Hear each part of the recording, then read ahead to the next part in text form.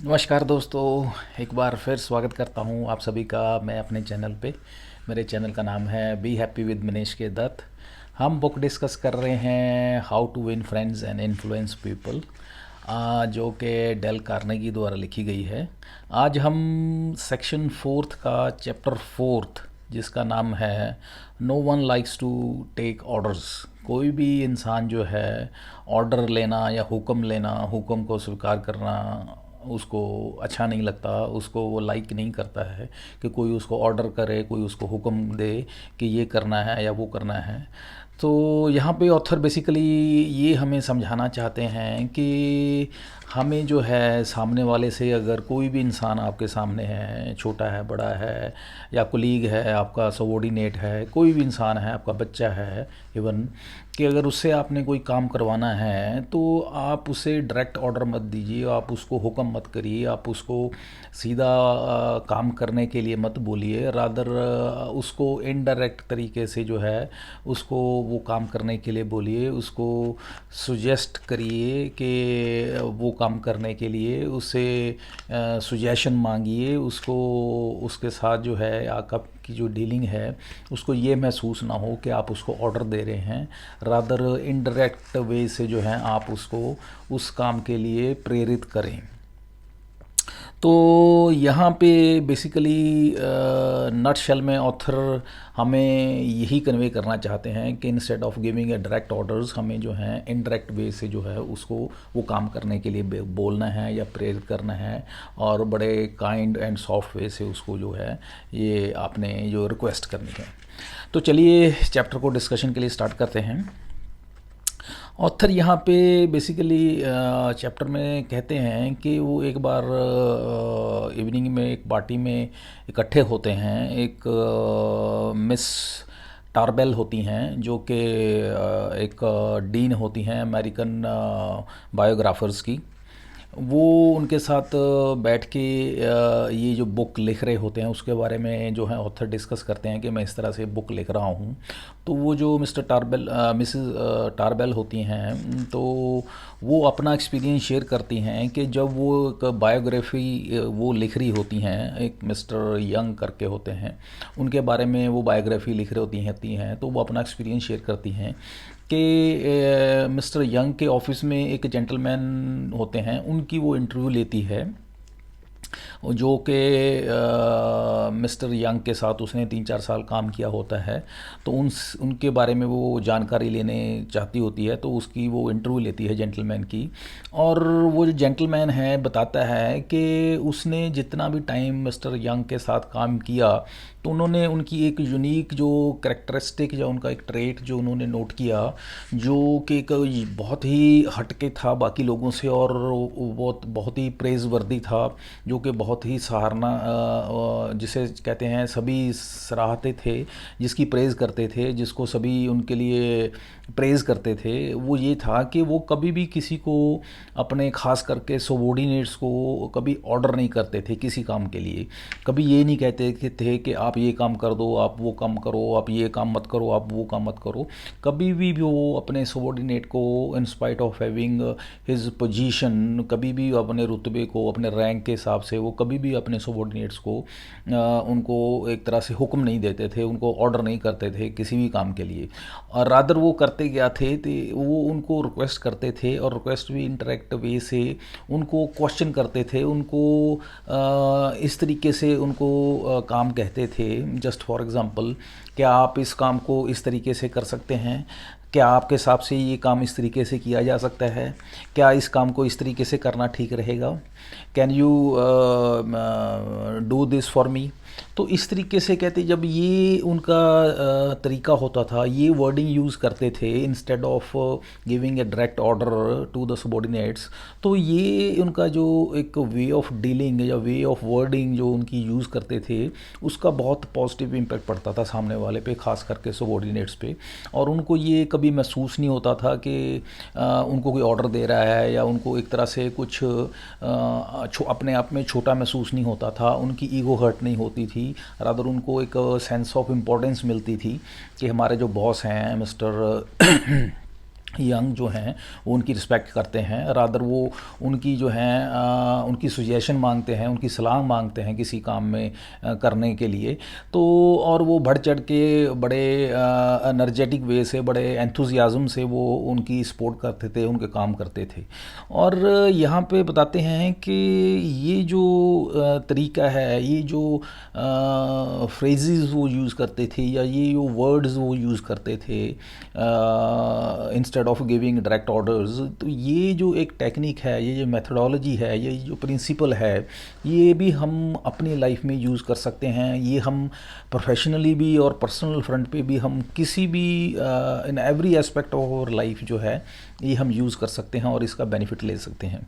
और इसमें ये जो टेक्निक है, कहते इसमें क्या है कि आप किसी भी इंसान को अगर फॉर एग्ज़ाम्पल अगर वो गलती पे है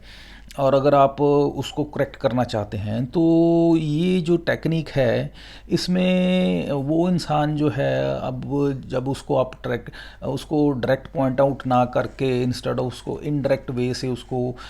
ठीक करने के लिए बोलते हैं, रिक्वेस्ट करते हैं और समझाने की कोशिश करते हैं, तो वो बड़ा इजीली उस चीज़ को समझ जाता है, मान लेता है, क्योंकि उसकी आप ईगो को डायरेक्टली हर्ट नहीं करते हैं, हिट नहीं करते हैं, और जो है उसको शर्म महसूस नहीं होती है उस चीज़ के लिए। रादर आप उसको एक स्पेस दे देते हैं अपना मुंह छुपाने के लिए। उससे कहते हैं शर्म से जो है, इंस्टेड ऑफ के वो उसको शर्म महसूस हो कि उसने गलती की है और सामने वाले को पता चल गया है, आप उसको एक स्पेस दे देते हैं कि वो जो है इस चीज़ को कवर अप कर ले और उस चीज़ को करेक्ट कर ले। तो ये जो एक एक बढ़िया तरीका है लोगों को इनकरेज करने का, उनको कोऑपरेट करने के लिए प्रोत्साहित करने का, उनको एक इस मोड में लेके आने का, उनका माइंडसेट इस तरह से बनाने का कि वो जो है आपको हेल्प करने के लिए जो है आगे आए। और यहाँ पे बेसिकली कहते हैं कि जितने भी एक रिसेंटमेंट होती है या एक तरह से आपकी नफ़रत होती है, एक आप हार्श वर्डिंग जब यूज़ करते हैं, किसी को ऑर्डर देते हैं, किसी को एक तरह से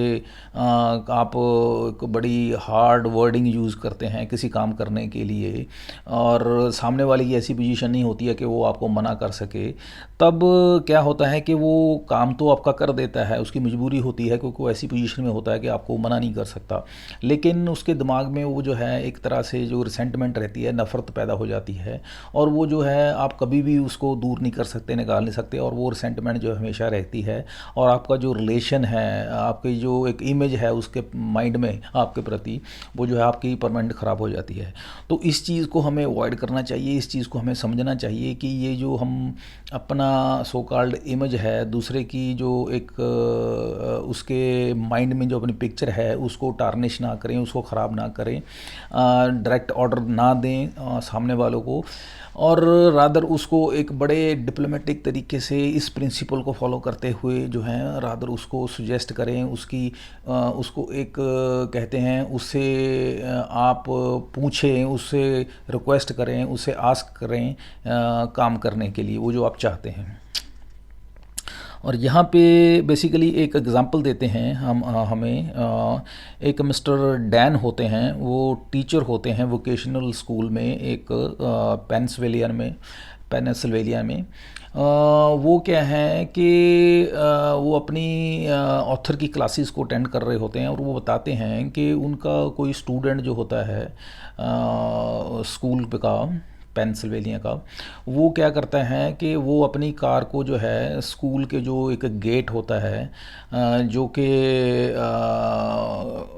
स्कूल की जो शॉप्स होती हैं उसकी तरफ आता है, उस सड़क पे वो गाड़ी वहाँ पे लगा देता है। उसकी वजह से क्या होता है जो रास्ता वो ब्लॉक हो जाता है जो कि उन शॉप्स की तरफ आता होता है।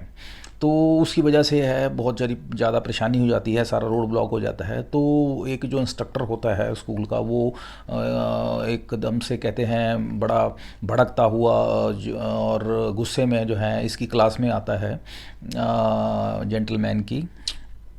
मिस्टर डैन की, और वो पूछता है कि वो गाड़ी किसकी है। तो जो जिस लड़के की गाड़ी होती है वो बोलता है कि मेरी है, और वो जो है इंस्ट्रक्टर बहुत गुस्से में उसको बोलता है कि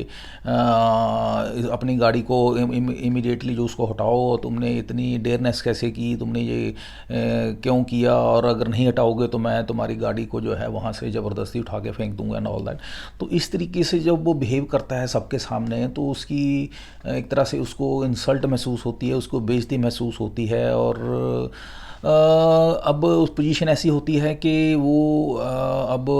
उसके मन में उस इंस्ट्रक्टर के प्रति नफ़रत पैदा हो जाती है, उसकी इमेज वो ख़राब हो जाती है। लेकिन उसको गलती पे होता है तो उसको मानना पड़ता है, और वो गाड़ी उसको हटानी पड़ती है वहाँ से। लेकिन इससे बताते हैं कि इस बिहेवियर से क्या होता है कि वो जो इंस्ट्रक्टर की इमेज होती है वो उस स्टूडेंट के दिमाग में हमेशा के लिए ख़राब हो जाती है, टार्निश हो जाती है, और वो उससे नफ़रत करने लगता है। और इतना ही नहीं, रादर पूरी क्लास के जो स्टूडेंट होते हैं वो उस इंस्ट्रक्टर के बिहेवियर को देखने के बाद जो है उसे आगे इन फ्यूचर जो हैं ऐसा बिहेव करना शुरू कर देते हैं उसके साथ कि उसको परेशानियां खड़ी करनी शुरू कर देते हैं, और उसका जो है वहाँ पे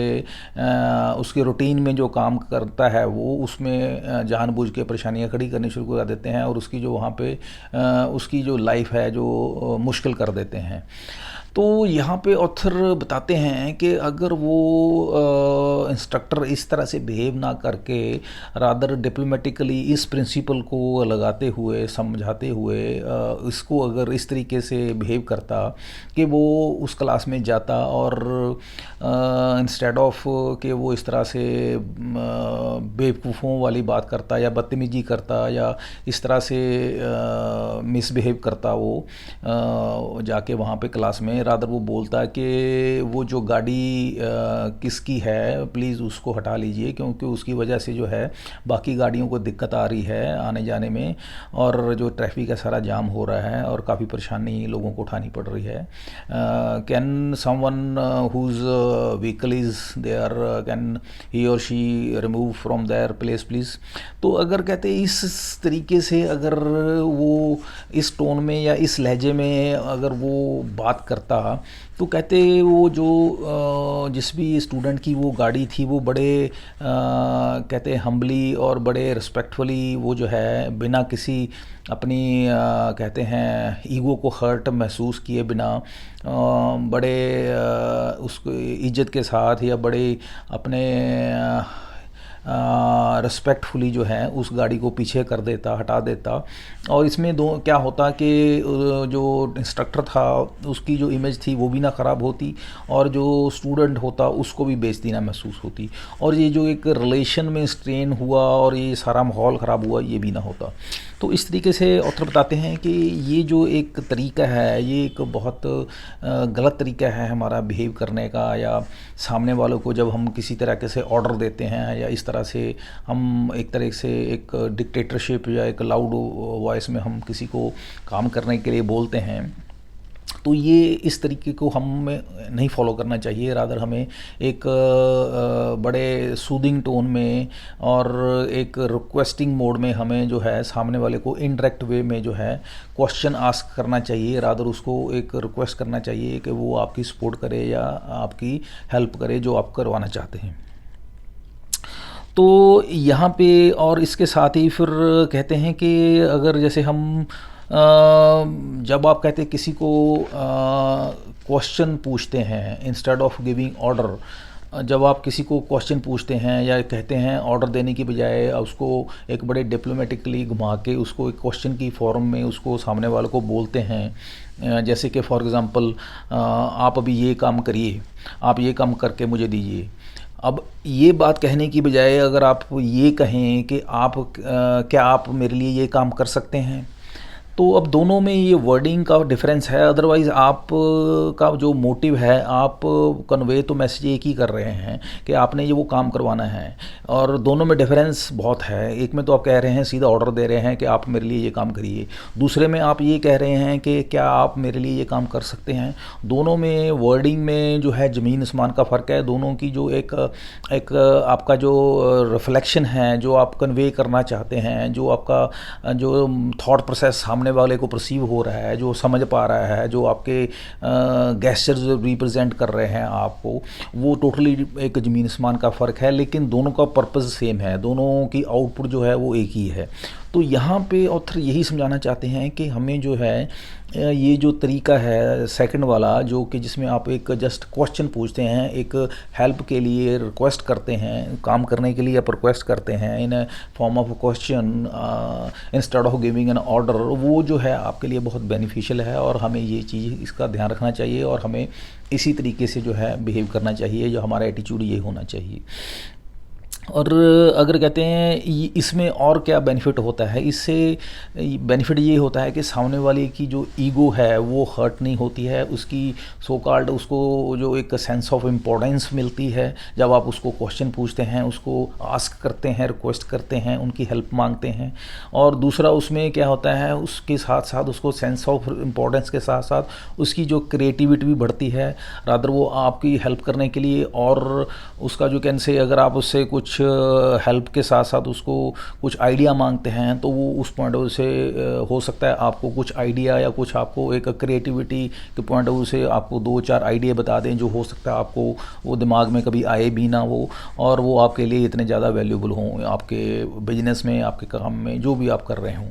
तो यहाँ पे बेसिकली एक एग्जांपल के साथ हमें ऑथर समझाते हैं इसी के साथ। वो क्या था कि एक मिस्टर मैकडोनल्ड होते हैं जोहान्सबर्ग में, साउथ अफ्रीका में। वो क्या होते हैं बेसिकली एक मैन्युफैक्चरिंग प्लांट में होते हैं, वो एक प्रिसीजन इक्विपमेंट्स बनाते हैं, प्रिसीजन मशीन पार्ट्स बनाते होते हैं। और वो क्या है, उनको एक बड़ी कंपनी से उनको एक ऑर्डर मिलने वाला होता है, और लेकिन वो ऑर्डर को लेने के लिए अभी थोड़ा कन्फ्यूजन में होते हैं कि वो ऑर्डर को एक्सेप्ट करें ना करें, क्योंकि उनको जो है वो ऑर्डर को पूरा करने के लिए टाइम का बहुत शॉर्टेज होता है। उसको डिलीवरी टाइम जो होता है उस ऑर्डर को पूरा करके देने का वो बहुत कम होता है, और उनको दिख रहा होता है, उनको पता होता है कि with in this short time of span जो है वो ऑर्डर को पूरा नहीं कर पाएंगे, और अगर नहीं कर पाएंगे तो वो रादर जो है उनके लिए नुकसान या घाटे का सौदा हो जाएगा। अब वो क्या है लेकिन वो चाहते भी हैं अंदर से बहुत स्ट्रांगली कि वो ऑर्डर उनको मिले, क्योंकि उसमें प्रॉफिट बहुत ज़्यादा होता है, और उस प्रॉफिट का बेनिफिट सभी को होना होता है, उनको भी होना होता है, पूरे वर्कर्स या मैनेजमेंट एंड ऑल दैट, पूरी फैक्ट्री के जो एम्प्लॉयज़ होते हैं उनको होना होता है। तब वो क्या करते हैं कि इंस्टेड ऑफ यहाँ पे फिर वो इस मेथडोलॉजी, इस प्रिंसिपल को लगाते हैं कि instead of giving an order to all the employees, to all the workers कि आप इस काम को करिए, हमारे पास टाइम बहुत कम है, आपको ये इस शॉर्ट टाइम में हमें ये ऑर्डर पूरा करना है, you speed up your work, do this and that, instead of giving all these stupid orders और enforcing them to do something, वो क्या करते हैं, वो एक मीटिंग बुलाते हैं, सभी को, वर्कर्स को जो है, यूनियन को एंड और सारे एम्प्लॉयज़ को, उनके साथ बैठते हैं, एक मीटिंग करते हैं, और मीटिंग में वो क्या करते हैं, वो बताते हैं, सारी सिचुएशन बताते हैं कि इस तरह से हमें ये ऑर्डर आ रहा है, हम मिल रहा है, लेकिन अभी दिक्कत इसमें है, टाइम की शॉर्टेज है, और हमारे पास सोर्सेज जो हैं हमारे पास इस तरह से हैं। अब देखना हमें ये है कि उसको अगर हम एक्सेप्ट करते हैं, अगर वो हम पूरा कर देते हैं तो हमें इसका बेनिफिट बहुत होगा, सभी को होगा, और अगर हम नहीं कर पाते हैं तो हमें ये एक बहुत बड़ा लॉस भी होगा, कि हमारे लिए एक अपॉर्चुनिटी मिस कर देंगे हम। अब लेकिन यहाँ पे है, अब इस ऑर्डर को पूरा करने के लिए टाइम कंस्ट्रेंट जो कि हमारे पास एक इशू है। अब हमें देखना ये है, मेरी आपसे रिक्वेस्ट ये है कि हम सब लोग बैठे हैं, तो रिक्वेस्ट ये है कि आप प्लीज़ सभी लोग अपना जो है, कहते हैं अपना अपना एक्सपीरियंस के अकॉर्डिंगली, अपनी जो कहते अपनी ड्यू डिलिजेंस के साथ जो है अपने आइडियाज़ दीजिए, अपनी एक्सपीरियंस के बेस पे अपना जो है, अपना सो कॉल्ड विजडम के हिसाब से जो है अपने आइडियाज़ दीजिए, बट थॉट प्रोसेस के हिसाब से आइडियाज़ दीजिए कि कैसे हम इसको मैनेज कर सकते हैं, कैसे ये हो सकता है, किस तरीके से जो हमें इस ऑर्डर को पूरा कर सकते हैं ताकि सबको बेनिफिट हो। जब ये बात वो कहते हैं तब क्या होता है कि सभी लोग, अब अगर वो ऑर्डर देते तो होना क्या था, तो लोगों ने रजिस्ट करना था, और उस चीज़ को जो है एकदम से बाउंस बैक करना था, रिएक्ट करना था, और वो जो था डेडलॉक हो जाता और ये जो है अपॉर्चुनिटी मिस हो जाती। लेकिन अब जब यहाँ पे उन्होंने जो बड़े डिप्लोमेटिकली सिचुएशन को हैंडल किया और उन्होंने सामने वालों को क्वेश्चन किया, रिक्वेस्ट किया, instead of giving an order कि प्लीज़ आप इस सिचुएशन में हेल्प आउट करिए, सुजेशन दीजिए, आइडिया दीजिए कि कैसे हम इस चीज़ को जो है सॉर्ट आउट कर सकते हैं, सॉल्व कर सकते हैं, या हम इस टारगेट को अचीव कर सकते हैं। तब जो सारे वर्कर्स थे, एम्प्लॉयज़ थे, उन्होंने वो सभी आगे आए, एक से बढ़कर एक आए, उन्होंने अपने अपने आइडियाज़ दिए। अब उन आइडियाज़ को फिर जो है उनमें से जो बेस्ट आइडियाज़ थे उनको निकाल करके सॉर्ट आउट करके वो जो इम्प्लीमेंट किए गए, और इम्प्लीमेंट करके हुआ ये अल्टीमेटली कि वो जो ऑर्डर जो था एक्सेप्ट कर लिया गया, एक्सेप्ट करके फिर वो प्रोडक्ट बनाई गई और प्रोडक्ट करके वो जो है डिलीवर किया गया, और वो जो टारगेट था वो अचीव कर लिया गया, और जो था सो कॉल्ड ऑर्डर पूरा करके जो प्रॉफिटेबिलिटी वो अल्टीमेटली अचीव की गई। तो ऑथर यहाँ पे अल्टीमेटली इन नटशेल इस सारे सिनेरियो में यही बताना चाहते हैं कि किस तरीके से जो थे मिस्टर मैकडोनाल्ड, उन्होंने सारे एक सिचुएशन को जो कि एक अपॉर्चुनिटी बहुत बड़ी मिस हो जानी थी, कि बिजनेस अपॉर्चुनिटी जिसका अदरवाइज़ सबको ही लॉस होना था इंक्लूडिंग हिमसेल्फ, तो वो उन्होंने किस तरह से सिचुएशन को बड़े बढ़िया तरीके से मैनेज किया और सबको उससे बेनिफिट हुआ। बेनिफिट इस तरीके से हुआ कि उन्होंने जो था उस चीज़ को एक तरह से उस चीज़ को ऑर्डर ना करते हुए सभी को रिक्वेस्ट किया, उनके आइडियाज़ मांगे, और एक तरह से वो जो चाहते थे वो एक अचीव करना, किसी टारगेट को, एक बिजनेस अपॉर्चुनिटी को फुलफ़िल करना, वो कर पाए। तो ऑथर फाइनली जो हमें सुजेस्ट करते हैं कि अगर आपने किसी से हेल्प लेनी है या आप चाहते हैं किसी से काम करवाना, तो कहते हैं आप उसको डायरेक्ट ऑर्डर मत करिए, आप उसको डायरेक्ट ऑर्डर ना करते हुए इनडायरेक्टली जो है उसको आस्क करिए, रिक्वेस्ट करिए, उसको सजेशन मांगिए कि आप के उससे ये पूछिए कि ये काम किस तरीके से हो सकता है। तब वो जो है आपकी जो है उस काम में सपोर्ट करेगा, वो आपका जो मकसद है काम करवाने का उससे वो कर देगा। सो कहते हैं कि instead of giving a direct order, ask for question, ask for request, ask for giving the ideas. So this is all about this chapter 4 of section 4। Next video में हम चैप्टर 5 को डिस्कस करेंगे सेक्शन 4 के। तब तक के लिए आज्ञा दीजिए। Have a nice day. Thank you.